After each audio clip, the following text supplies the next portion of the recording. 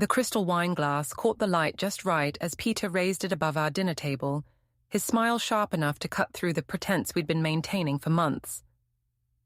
"To my dear wife Sarah," he announced to our 8 guests, his voice carrying that particular tone I'd learned to recognize, the one that meant trouble was coming.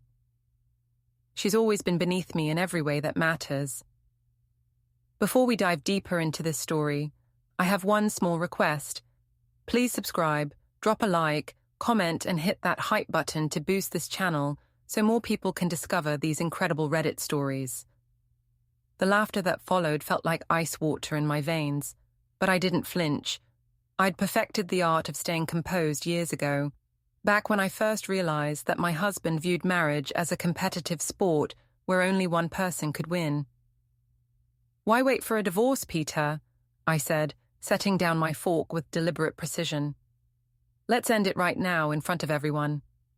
The dining room fell silent except for the soft clink of Sarah Morrison setting down her wineglass a little too hard. I could see the calculation in Peter's eyes. He hadn't expected me to call his bluff so publicly, not in front of his business partners and our carefully curated circle of suburban friends. I stood up, smoothing my black dress. "Enjoy the rest of your evening, everyone. The tiramisu is in the refrigerator if you'd like dessert." Walking out of my own dinner party felt surprisingly liberating. 23 years of marriage, and I'd never once left Peter to clean up his own mess. There's a first time for everything. The October air bit through my dress as I stepped onto our perfectly manicured front lawn. Even in the dark, I could see Mrs. Henderson's security camera blinking red from across the street. Our neighborhood association loved their surveillance almost as much as they loved their gossip. My phone buzzed. A text from David Jackson, Peter's business partner. "He's been seeing Tessa from marketing for months. Thought you should know." "David." I stared at the message, feeling something cold and methodical click into place in my chest. Not heartbreak. I'd moved past that particular emotion somewhere around year 15 of our marriage. This was something sharper, more useful. "I don't cry," I whispered to the empty street. "I take notes." Back inside, I could hear Peter's voice through the dining room window, probably spinning some story about my emotional instability to salvage the evening. Classic Peter, never let a good crisis go to waste when you could use it to make yourself look better. I walked to my home office and opened my laptop. As Peter's company's compliance consultant, I had legitimate access to employee handbooks, HR policies, and communication guidelines. All perfectly legal, all perfectly documented. The signs had been there for months, of course. The hidden phone calls, the late networking events, the way Tessa's voice changed whenever I walked into a room during company parties. She'd go from flirty to professional in half a second, like someone had flipped a switch.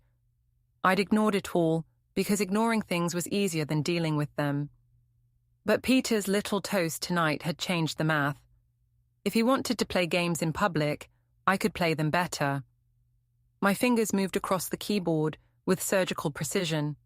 Email timestamps, meeting schedules, expense reports, company policy regarding relationships between management and subordinates.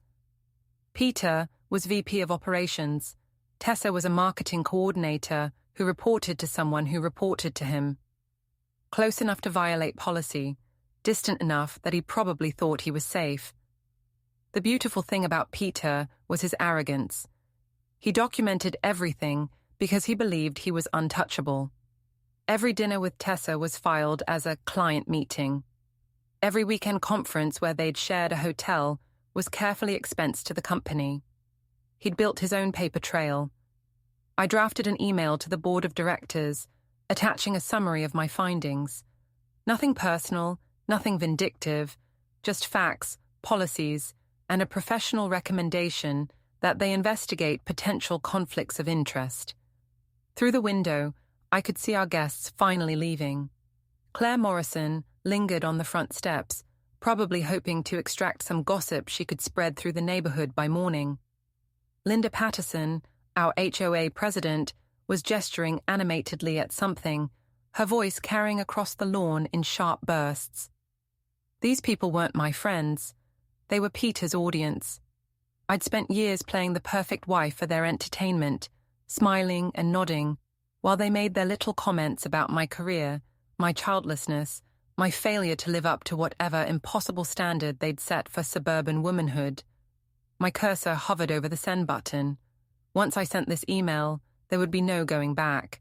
Peter's carefully constructed world would start to crumble, and I'd be free to build something new from the wreckage. The front door slammed. Peter's footsteps echoed through the house, heavy with alcohol and anger. I hit send just as he reached my office door. What the hell was that performance tonight?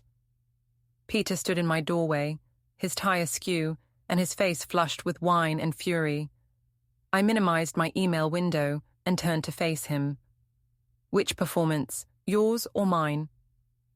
Don't get cute with me, Sarah. You embarrassed me in front of important people. Important people, I repeated, savoring the words. You mean the same people who just laughed when you called your wife inferior?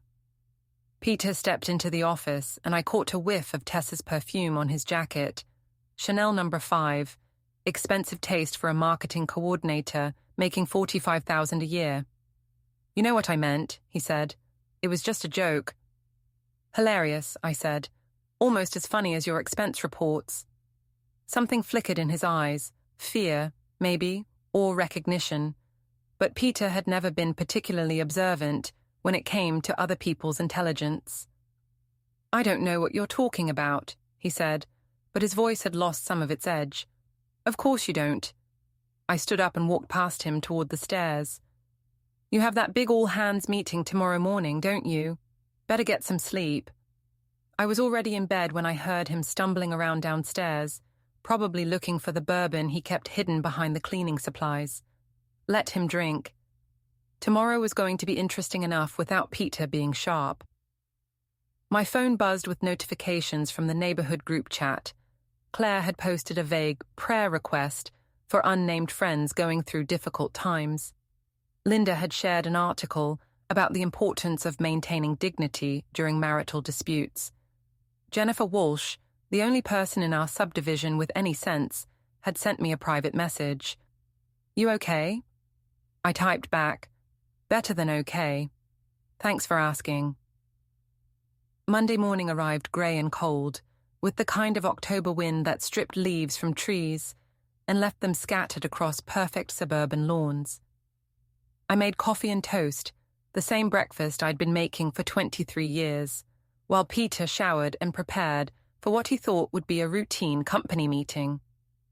At exactly 9:30, I opened my laptop and joined the video call. Peter's face filled the main screen, confident and polished in his navy suit and red tie. 47 other employees appeared in smaller windows around the border. The entire staff of Morrison and Associates, the mid-sized consulting firm where Peter had worked his way up from junior analyst to vice president. Good morning, everyone, Peter began. I know we're all busy, so I'll keep this brief. We've got some exciting developments in the pipeline, and I wanted to make sure everyone's aligned on our Q4 priorities. I waited until he finished his opening remarks, then clicked the unmute button. Peter, I'm sorry to interrupt, I said, my voice carrying clearly through the conference system. But I need to request 2 minutes to address the team. The small windows around the screen showed a collection of confused faces. Sarah Morrison never spoke during company meetings. I was just the compliance consultant, the boss's wife, who reviewed their policies and updated their employee handbook. Peter's smile tightened. Sarah, this isn't really the appropriate venue for— 2 minutes, I repeated. It's important. He couldn't refuse without looking like a tyrant, not with 47 employees watching. Of course. Go ahead. I looked directly into my camera, speaking to the faces in those small windows rather than to my husband. Effective immediately, I'm resigning from my consulting contract with Morrison and Associates. Due to a conflict of interest that's recently come to my attention, I can no longer provide objective compliance advice to this organization. The chat window exploded with messages. I could see Peter's face going pale, his confident mask finally starting to slip. "I've already notified the board of directors about the nature of this conflict," I continued. "They'll be conducting a thorough review of all relevant policies and procedures. I want to thank everyone for their professionalism over the years. You're all good people, and you deserve leadership that reflects your values." I clicked the leave meeting button and closed my laptop. 10 minutes later, I heard Peter's car roaring out of the driveway, tires squealing against asphalt. Through the front window, I watched him speed down Maple Street at twice the posted limit, his BMW weaving slightly as he fumbled with his phone. My own phone started ringing immediately. Linda Patterson's name flashed on the screen, followed by Sarah Morrison, then David Jackson. I ignored them all and poured myself another cup of coffee. The doorbell rang at 11:15. Peter stood on our front porch, his hair disheveled and his tie completely undone. "Open the door, Sarah," he said, his voice tight with barely controlled rage. "We're divorced, remember?" I called through the glass. "You announced it at dinner last night. Don't be ridiculous. Open the goddamn door." I walked to the living room window where I knew he could see me, held up my phone and started recording. Peter immediately stepped back from the door, glancing around at our neighbors' houses with their ever-present security cameras. "Smart choice," I said through the window. "Mrs. Henderson's doorbell cam has excellent resolution." He stalked back to his car, but instead of leaving, he sat in the driveway with the engine running and his phone pressed to his ear. I could see him gesturing wildly, his mouth moving in what looked like a heated argument. 20 minutes later, he peeled out of the driveway again, this time heading toward downtown. I checked my email and found exactly what I'd expected, a message from Harrison Mitchell, the board chairman, requesting an emergency meeting to discuss my resignation and the concerns I'd raised. My phone buzzed with a text from David Jackson. "Can we talk? This is getting out of hand." I typed back, "Nothing to discuss. The board has everything they need." Another text, this one from an unknown number. "Ms. Morrison, this is Ethan Rodriguez from Rodriguez & Associates.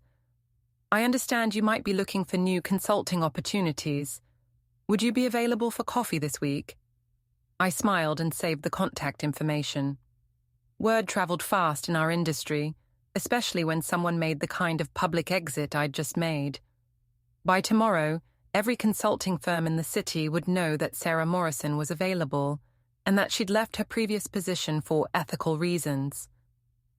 The neighborhood group chat had gone silent, which meant everyone was probably texting each other privately, trying to piece together what had happened.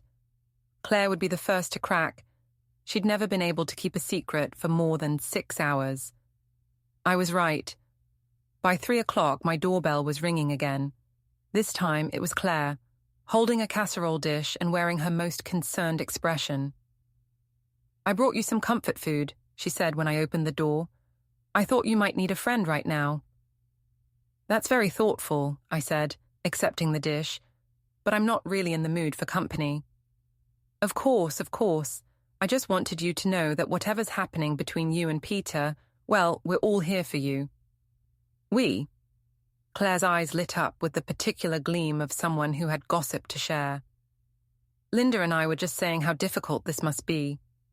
Marriage problems are so hard, especially when they spill over into professional situations." "Is that what people are saying? That this is about marriage problems?" "Well, what else would it be?" Claire leaned closer, lowering her voice conspiratorially. "Everyone knows Peter's been working late a lot lately, and that marketing girl, Tessa, she's been very visible at company events." I felt a cold satisfaction settle in my chest. If Claire had connected those dots, everyone else would soon follow. Peter's reputation was built on the image of the successful family man, the devoted husband who'd worked his way up through merit and dedication. Once that image cracked, everything else would crumble. "Thank you for the casserole," I said, stepping back to close the door. "I'll be sure to return the dish." As evening approached, I received an email from Harrison Mitchell confirming that the board had voted to suspend Peter pending a full investigation. They'd hired an outside firm to review all relevant personnel files and expense reports. I was reading the message when my phone rang. Peter's name appeared on the screen, and for the first time all day I answered. "You have no idea what you've done," he said without preamble. "I know exactly what I've done," I replied. "The question is, do you know what you've done? This is about Tessa, isn't it? Jesus, Sarah, it's not what you think. It's exactly what I think. And more importantly, it's exactly what the board thinks." There was a long pause. When Peter spoke again, his voice was different, smaller, more desperate. "We can fix this," he said. "We can work something out. You don't have to destroy everything we've built." "We didn't build anything, Peter. You built a career on company expense accounts and policy violations. I just documented it." I hung up and blocked his number. The Riverside Country Club's terrace overlooked the golf course like a stage set designed for suburban drama. I'd chosen a corner table where I could see anyone approaching, my back to the stone wall that separated the dining area from the 18th green. Tuesday lunch crowds were predictably thin, mostly retired members, nursing their second martinis and complaining about property taxes. I was reviewing Ethan Rodriguez's consulting proposal when Tessa Martinez appeared at my table, her designer handbag clutched in manicured fingers, and her expression carefully arranged into what she probably thought looked like righteous indignation. "We need to talk," she said, sliding into the chair across from me without invitation. I closed the folder and studied her face. 28 years old, according to her personnel file. Stanford MBA, which explained the confidence. Marketing coordinator for 18 months, which explained the ambition. Dating the vice president for 6 months, which explained the desperation currently flickering behind her professional mask. "I'm listening," I said. "You need to fix the situation with Peter," Tessa said, her voice low but sharp. "Whatever game you're playing, it ends now." "Game?" I sipped my iced tea, letting the word hang between us. "I'm not sure what you mean." "Don't pretend to be stupid. You know exactly what you're doing." She leaned forward, her voice dropping to a hiss. "Peter loves me. He was going to leave you anyway. All you've done is hurt innocent people." The laugh that escaped me was genuine, which seemed to catch her off guard. "Innocent people? Is that what we're calling policy violations now?" "There were no policy violations. Peter and I have been very careful to maintain professional boundaries." I opened my phone and pulled up a photo from the company's holiday party last December. Tessa and Peter, in what was clearly an intimate conversation by the bar, his hand resting on the small of her back while she whispered something in his ear. "Professional boundaries," I repeated, turning the phone so she could see the image. "Is that what you call it?" Tessa's face flushed, but she didn't back down. "One photo doesn't prove anything." "You're right, one photo doesn't prove anything. But 47 expense reports, 32 hotel receipts, and 18 months of email metadata. That tells a different story." I could see the calculation in her eyes as she processed what I'd just said. She was smart enough to understand the implications, ambitious enough to realize her career was in jeopardy, and young enough to think she could still intimidate her way out of trouble. "You bitter old person," she said, her voice rising enough to draw glances from nearby tables. "You can't stand the fact that he chose someone younger and more successful." The slap happened before I'd consciously decided to deliver it. A sharp, precise contact that echoed across the terrace like a gunshot. Tessa's head snapped back, her hand flying to her cheek as conversation stopped and every eye turned toward our table. "Professional boundaries," I said quietly, standing up and gathering my papers. "You might want to review the employee handbook section on workplace harassment, particularly the part about hostile communication with vendors and consultants." 2 security guards were already approaching our table, their radios crackling with urgent chatter. I could see phones being raised around the terrace as other diners started recording what would undoubtedly become the most talked-about incident in country club history. "Ma'am, we're going to need you both to come with us," the first guard said, his voice professionally calm.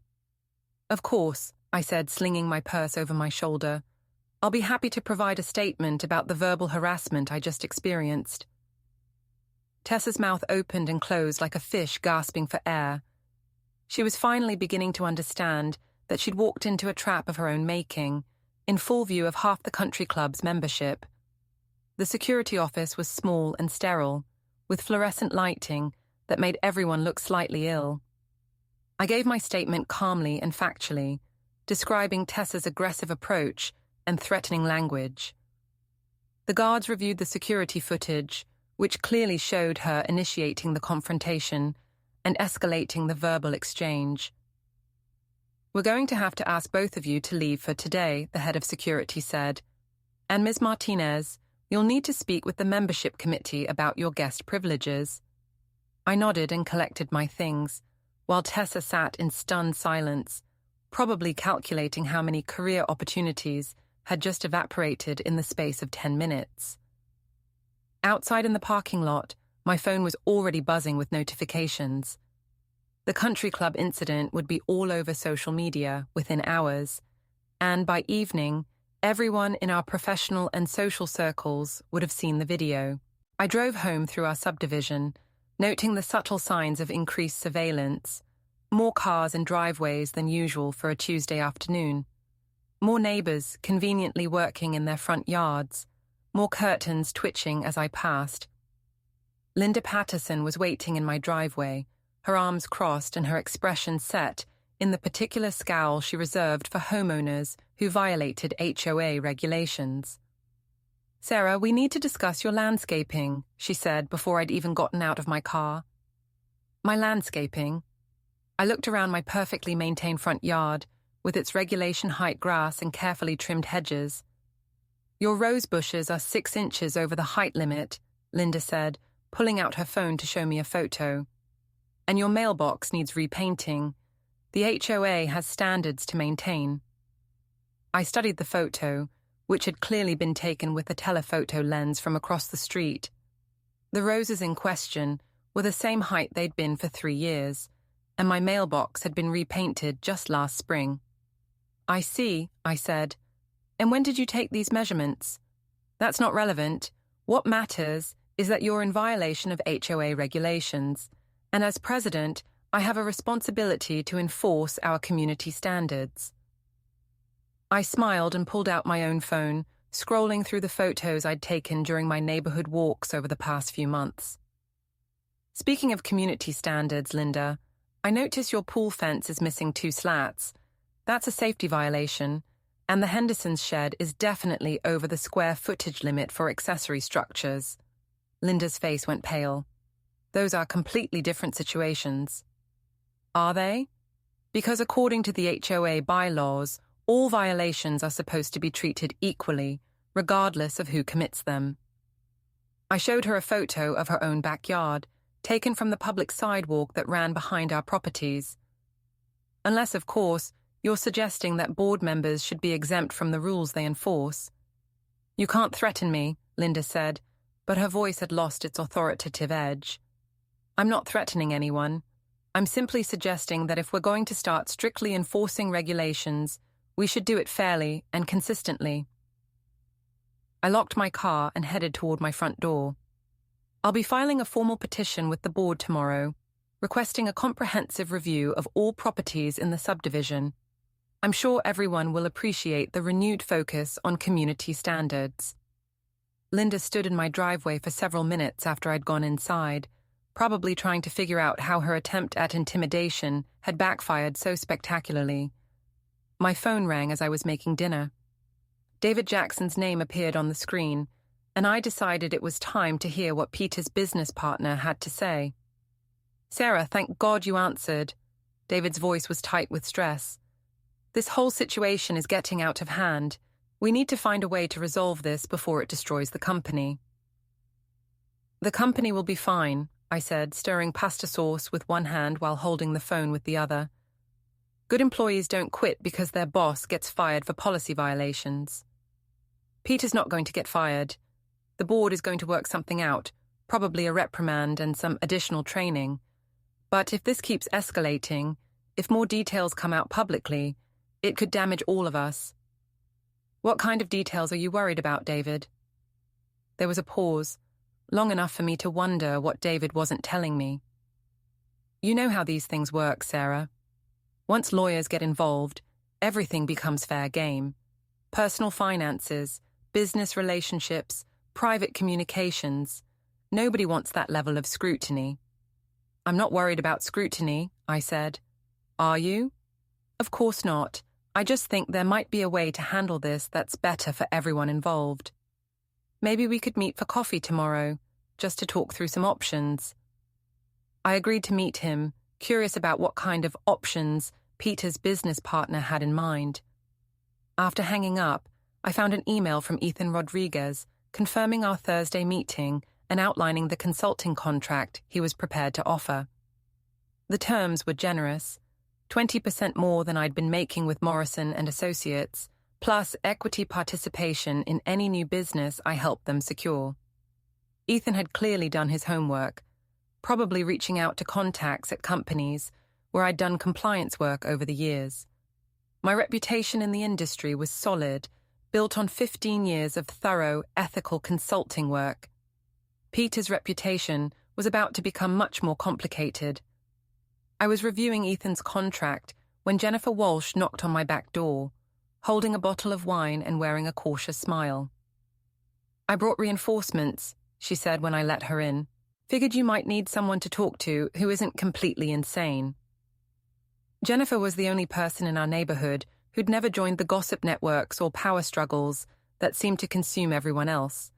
She worked as a nurse practitioner, dealt with real problems every day, and had no patience for suburban drama. How bad is it out there? I asked, opening the wine. On a scale of 1 to 10, about to 15. Jennifer settled into my Kit Jackson chair and accepted a glass. Claire's been texting everyone she knows about the country club incident. Linda's calling an emergency HOA meeting. And apparently, someone posted video of Peter's parking lot meltdown yesterday. Parking lot meltdown. Jennifer pulled out her phone and showed me a grainy video of Peter pacing beside his BMW in the Morrison and Associates parking lot, gesturing wildly while talking on his phone. The audio was unclear, but his body language screamed desperation and rage. One of his employees posted it on TikTok, Jennifer said. It's got about 50,000 views so far. I watched the video twice, noting the timestamp. It had been recorded about an hour after I'd left the company meeting. Peter's carefully constructed image was crumbling faster than I'd anticipated. Are you okay with all this? Jennifer asked. I mean, really okay, because this is about to get much worse before it gets better.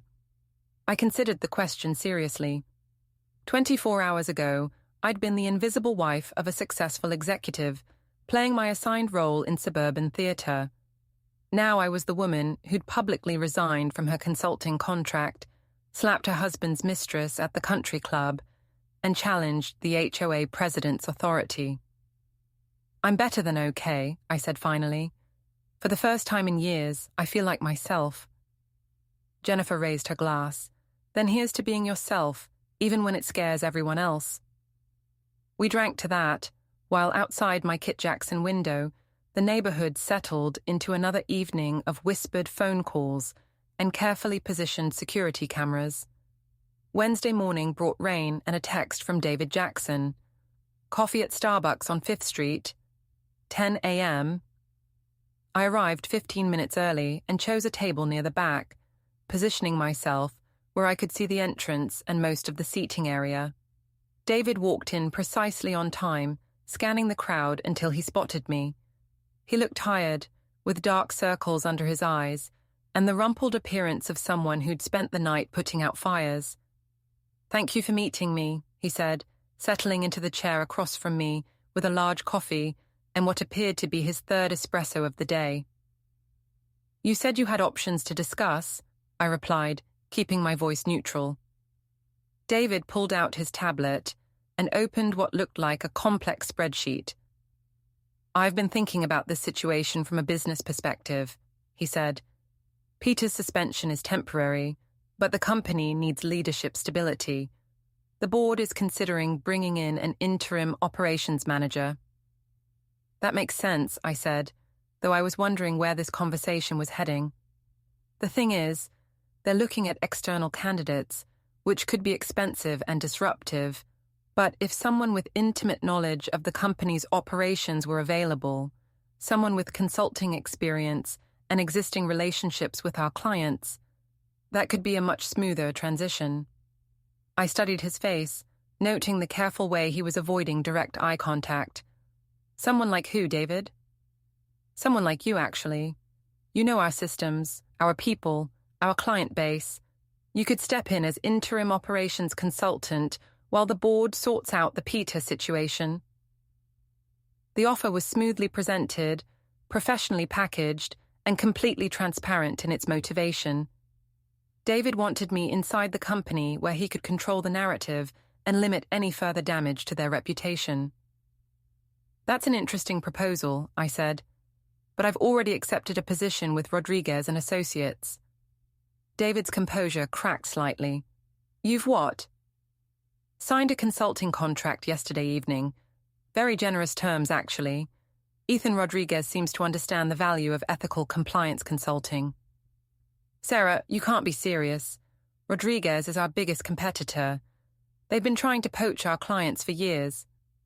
"Then you should have thought about that before you let Peter violate company policies for 6 months," I said, taking a sip of my coffee. David leaned forward, his voice dropping to an urgent whisper. "You don't understand what you're doing. If Rodriguez gets access to our client information through you, it could destroy everything we've built." "I would never violate confidentiality agreements, David. You know that. But you have access to client communication patterns, project timelines, pricing structures. Even if you don't share specific information, your knowledge gives Rodriguez a huge advantage." I set down my coffee cup and looked directly at him. "Are you suggesting I should turn down a better job opportunity to protect Morrison and Associates from fair competition?" "I'm suggesting that there are ways to handle this situation that don't require burning down everything in your path." The phrase caught my attention. Burning down everything in your path wasn't the kind of language David typically used. It sounded more like something Peter would say, which made me wonder how much coordination had gone into this coffee meeting. "What exactly are you afraid of, David?" He hesitated, then pulled up another screen on his tablet. "Look, I'm going to be completely honest with you. The Peter situation is bad, but it's not the only problem we're facing. The company's been struggling with cash flow issues for the past 18 months. If we lose major clients right now, especially to Rodriguez, we might not survive." "Cash flow issues?" I felt something cold settle in my stomach. "What kind of cash flow issues?" "Nothing illegal," David said quickly. "Just the normal challenges of a growing business.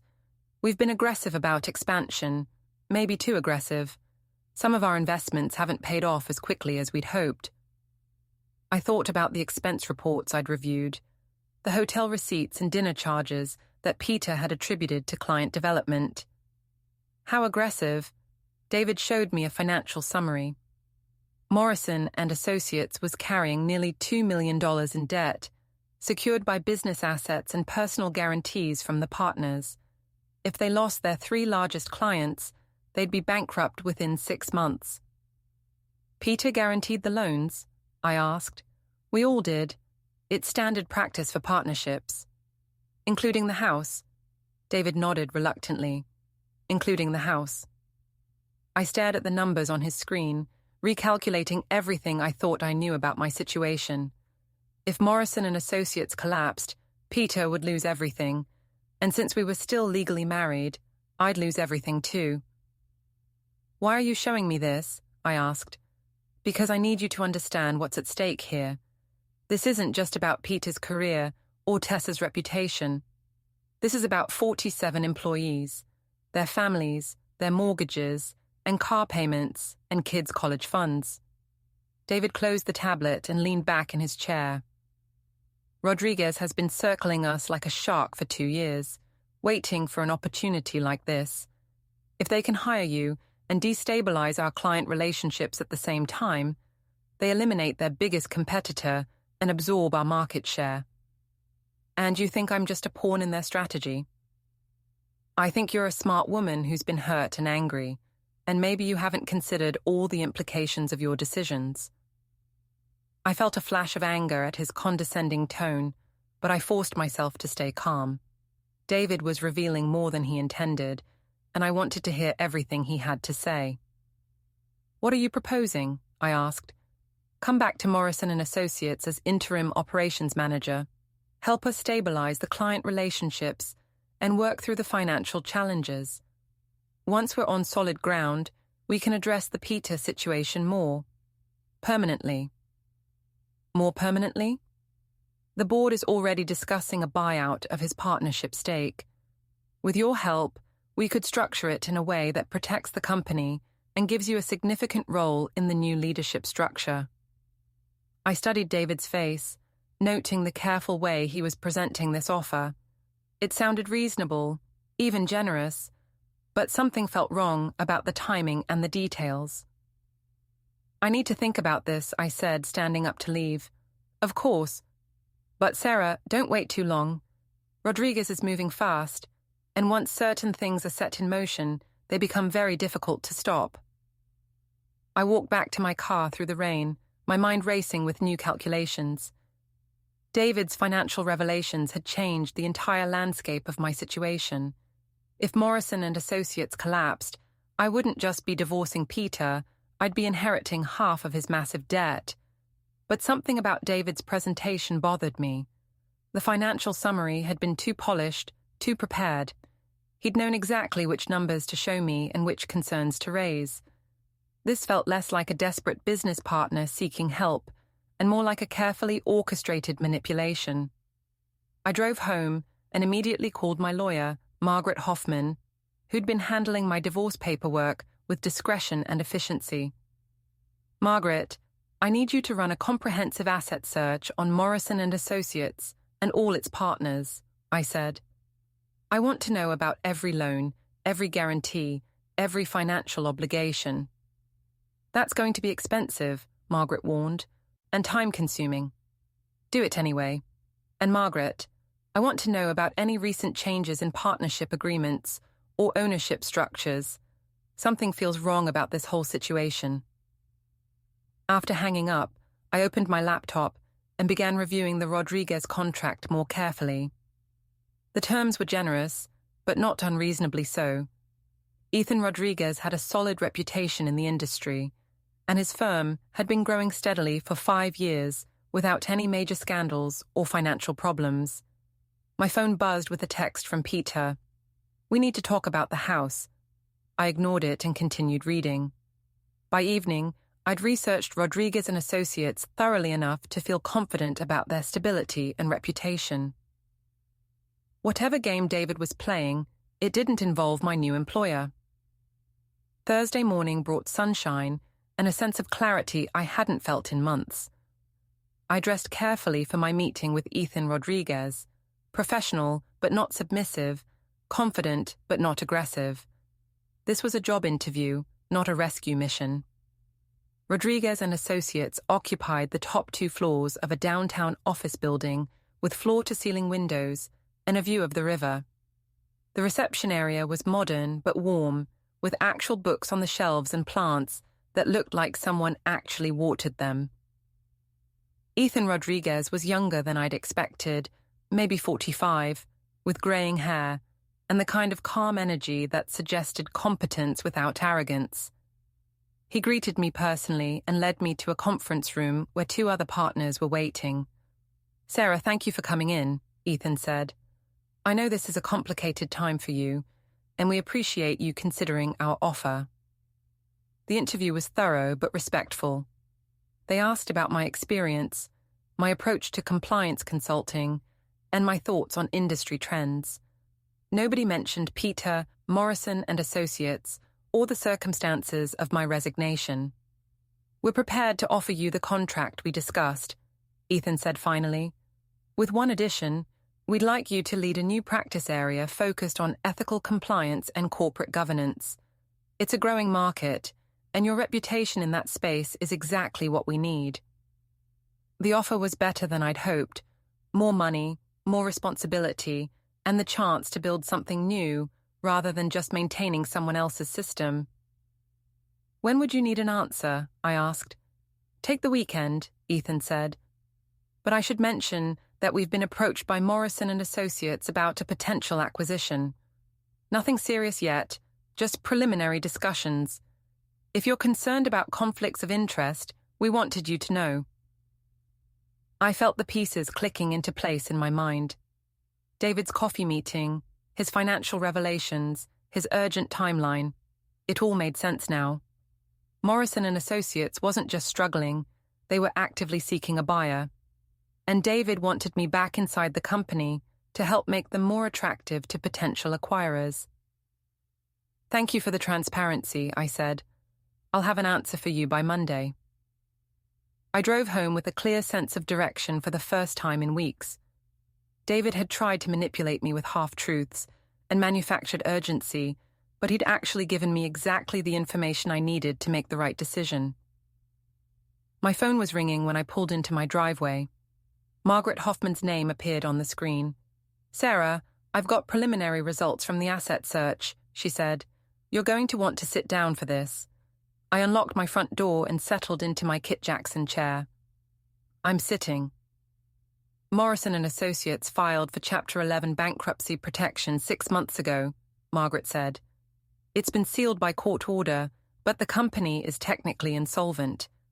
They've been operating under a reorganization plan that requires them to either find new investors or merge with a larger firm by the end of this year. 6 months ago, I felt the timeline shifting in my mind. That was right around when Peter and Tessa started their relationship. It gets better, Margaret continued.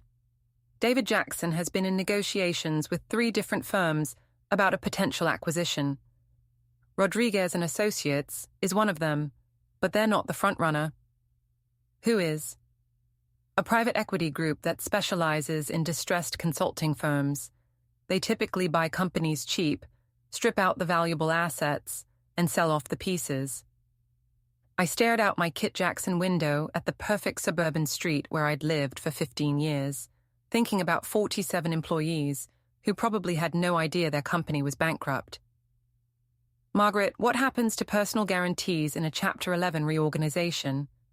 Depends on the terms, but usually the guarantors remain liable for any shortfall after the business assets are liquidated. So Peter could still lose the house. Peter could lose everything, Margaret said, and since you're still married, that includes you. I thanked Margaret and hung up, my mind racing with new possibilities. David hadn't been trying to save Morrison and Associates. He'd been trying to position himself for the inevitable sale. And he'd wanted me back inside the company, not to help with operations, but to provide credibility and stability that would make them more attractive to buyers. Peter's affair with Tessa hadn't been just a personal betrayal. It had been a symptom of a much larger crisis.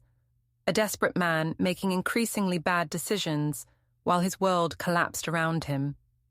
My phone buzzed with another text from David. Have you thought about our conversation? Time is running short. I smiled and typed back, I've thought about it very carefully. The answer is no. Then I called Ethan Rodriguez and accepted his offer. Friday evening brought the first real storm of autumn, with wind that rattled windows and rain that turned our subdivision's perfect lawns into temporary lakes. I was reviewing my new contract with Rodriguez and Associates when the doorbell rang.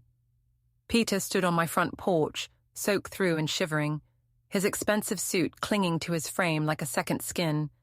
He looked smaller somehow, diminished by circumstances and weather. Can I come in? He asked. Just for a few minutes. We need to talk. I considered leaving him outside. God knows he deserved it. But something about his appearance made me step aside. He walked into our living room, dripping on the hardwood floors we'd refinished together 10 years ago. You look terrible, I said, which was true. Peter's face was gaunt, his eyes bloodshot, and his hands shook slightly as he ran them through his wet hair. I haven't been sleeping, he admitted. The board meeting is Monday morning. They're going to terminate my partnership. I know. You know? He stared at me with something like surprise. How do you know? I know a lot of things, Peter, including the fact that your company filed for bankruptcy 6 months ago. The color drained from his face. Sarah, I can explain. Can you? Can you explain why you mortgaged our house to guarantee loans for a failing business? Can you explain why you started an affair with a subordinate right around the time your company went insolvent? Can you explain why you've been lying to me about everything for months? Peter sank into the leather chair where he'd sat every evening for 15 years, reading financial reports and making phone calls that I now realized had been increasingly desperate attempts to save his sinking company. I thought I could fix it, he said quietly. The bankruptcy was supposed to be temporary, just a way to restructure debt and buy time. We had deals in the pipeline, new clients, potential investors. I thought if I could just hold everything together for a few more months. And Tessa? Was she part of holding everything together? Peter's laugh was bitter and self-deprecating. Tessa was the opposite of holding things together. She was an escape, I guess, a way to pretend that everything wasn't falling apart. I studied his face, looking for signs of the arrogant man who'd toasted my inferiority just 5 days ago. That person seemed to have vanished, replaced by someone who looked broken and lost. Why didn't you tell me about the financial problems? I asked. Because I knew you'd want to help, and I knew there was nothing you could do except worry. And because... He paused, struggling with words. Because I was ashamed. I'd spent 20 years building this company, building our life, and I'd managed to destroy it all in 18 months of bad decisions. The admission hung between us like a bridge I wasn't sure I wanted to cross. Part of me felt a familiar urge to comfort him, to problem solve and strategize, and try to fix what was broken. But a larger part of me remembered his toast, his lies, his casual cruelty. What do you want from me, Peter? I want you to withdraw the complaint to the board, he said. I want you to tell them that we've reconciled, that the Tessa situation was a misunderstanding, that you're confident in my leadership. And why would I do that? Because if they terminate my partnership, the company will definitely collapse. David's been negotiating with buyers, but they all want clean leadership and stable operations. If I'm gone under a cloud of scandal, nobody will touch us. I walked to the window and watched rain stream down the glass. Our neighborhood looked like a movie set in the storm. Too perfect to be real. Too isolated from the messy complications of actual life. What happens if the company collapses? I asked. We lose everything, Peter said simply. The house, the cars, the retirement accounts, everything. The personal guarantees mean we're liable for the full debt, even after the business assets are liquidated. We? You're still my wife, Sarah. Community property laws mean you're responsible for half the debt. I turned back to face him, noting the calculated way he'd presented this information. Even now, even broken and desperate, Peter was trying to manipulate me with fear and obligation. Unless we get divorced before the company formally collapses, I said. Peter's face went pale. The lawyers told you. The lawyers told me a lot of things, including the fact that you've been moving assets around for the past 6 months, trying to shield them from creditors. That's just normal business planning. Is it? Because it looks like fraud to me.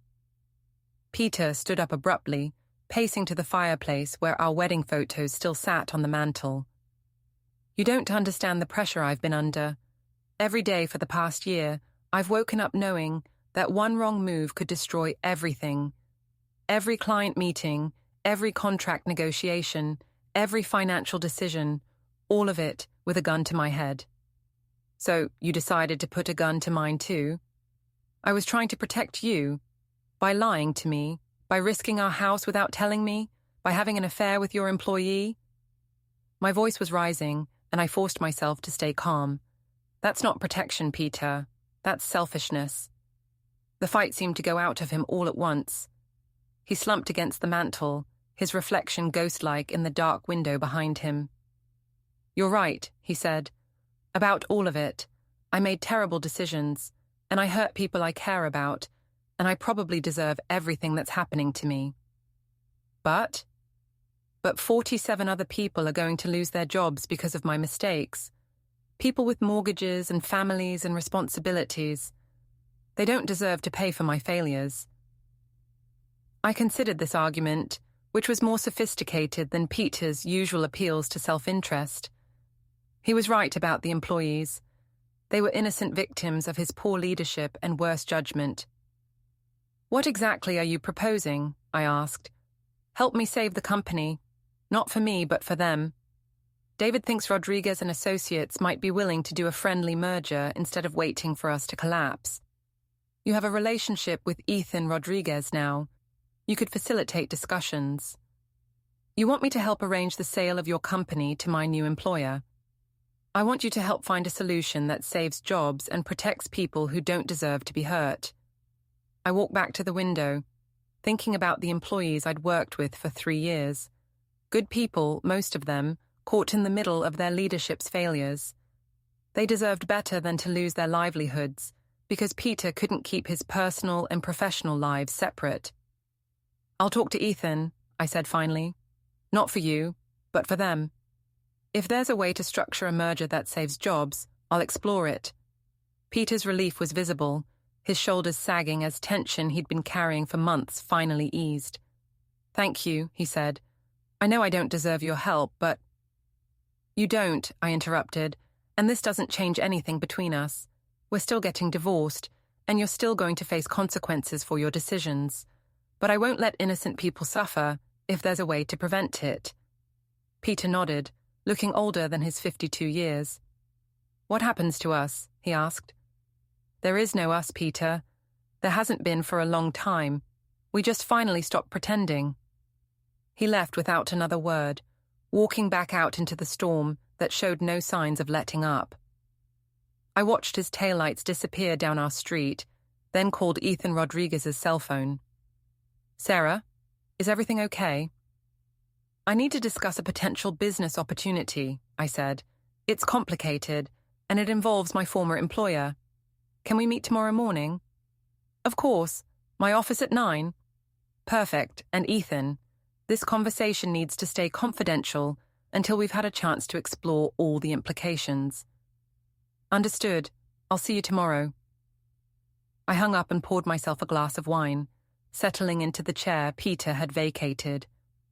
Outside, the storm continued to rage, stripping the last leaves from trees and washing the suburban pretense from our perfect neighborhood.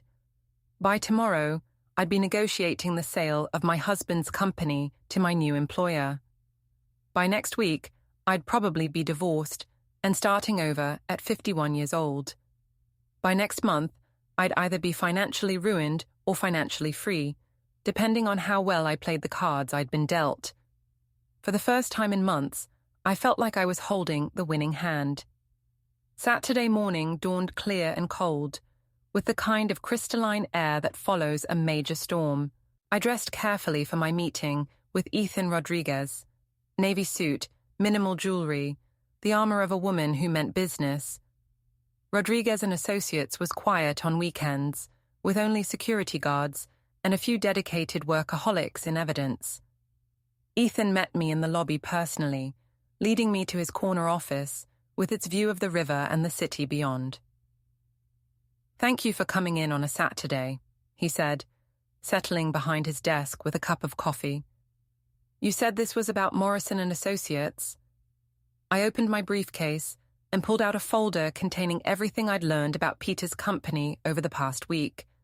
Financial records, partnership agreements, client contracts, employee roster, a complete picture of a business in crisis. "Morrison and Associates is bankrupt," I said without preamble.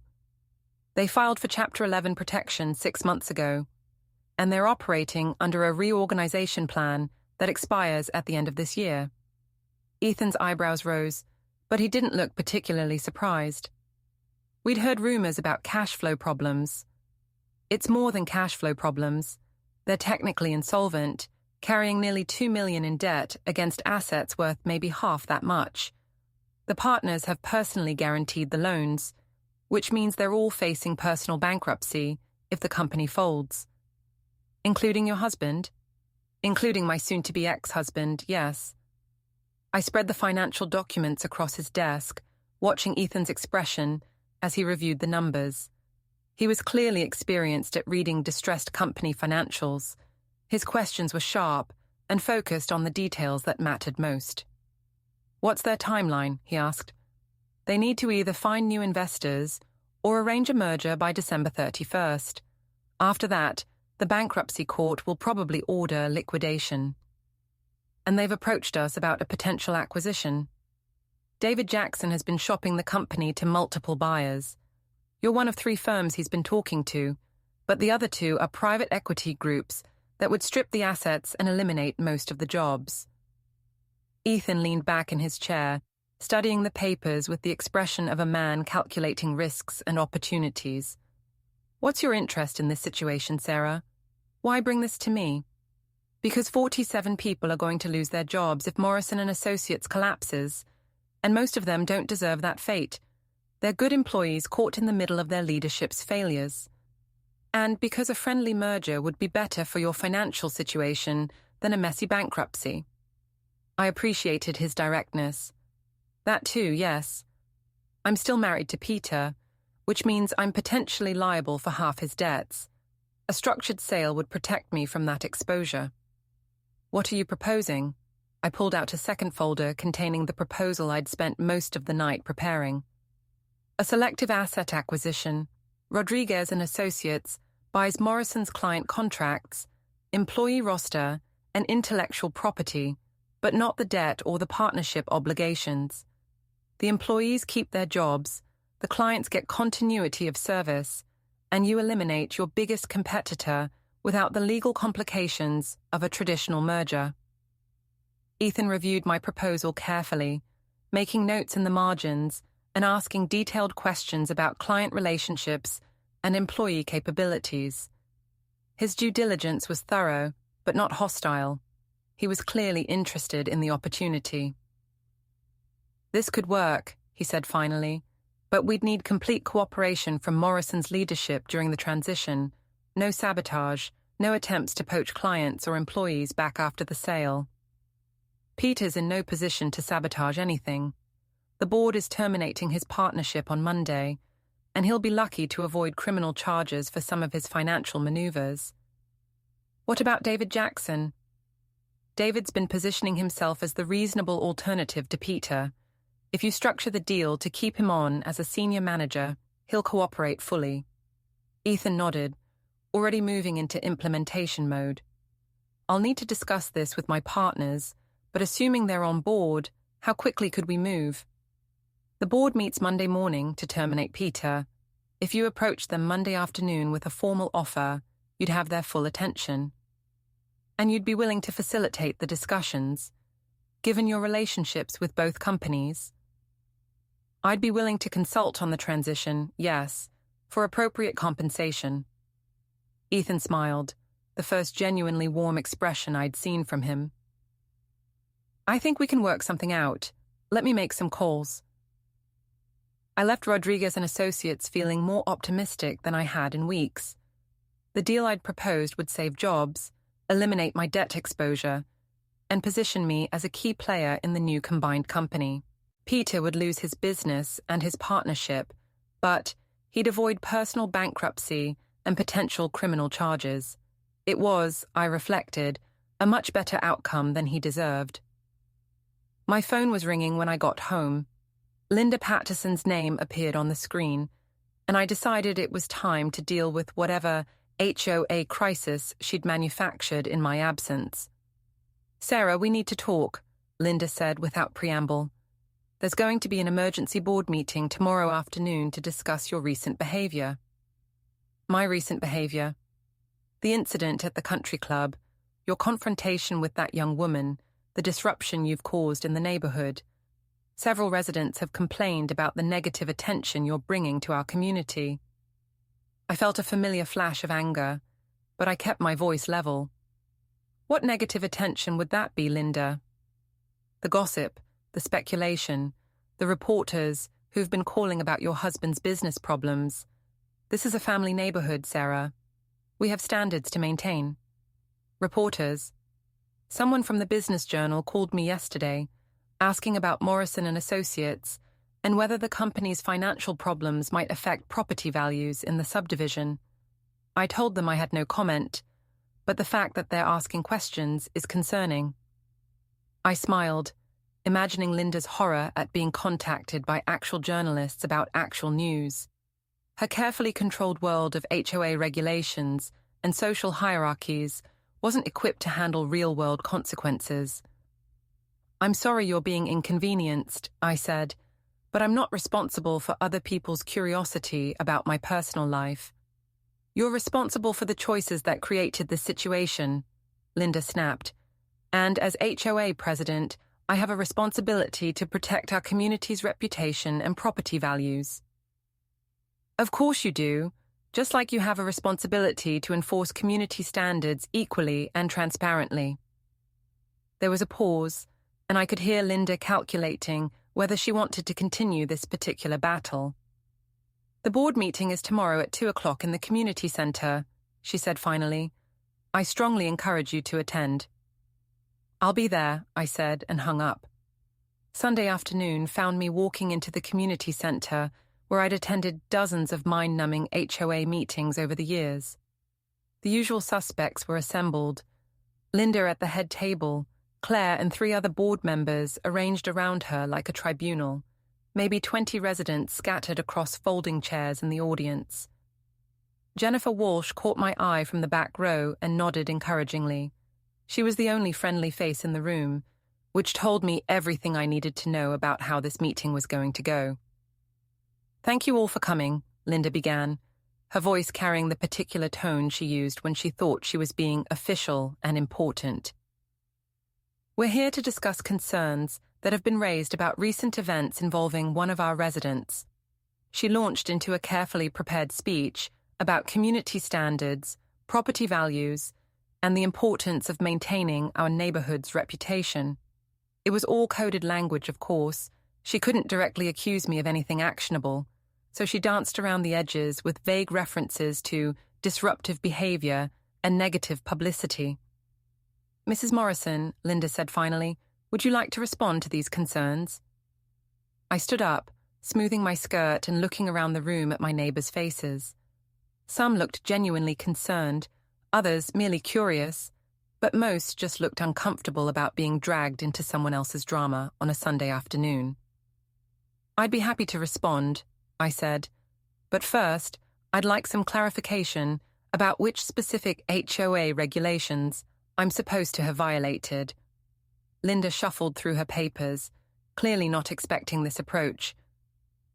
Well, there's the general provision about conduct that reflects negatively on the community. Section 12.4 of the Community Guidelines, I said, which states that residents should avoid behavior that materially damages the reputation or property values of the subdivision. Is that the section you're referring to? Yes, that's correct. And do you have evidence that my behavior has materially damaged property values, actual appraisal data, real estate market analysis, anything quantitative? Linda's face was starting to flush. It's not about specific data, it's about the principle. Actually, it is about specific data, I interrupted, because Section 12.4 also states that any enforcement action must be based on documented evidence of actual harm to community interests. Without that documentation, this isn't an enforcement proceeding, it's just gossip. I pulled out my own folder, containing copies of HOA regulations, board meeting minutes, and legal precedents I'd researched over the past 2 days.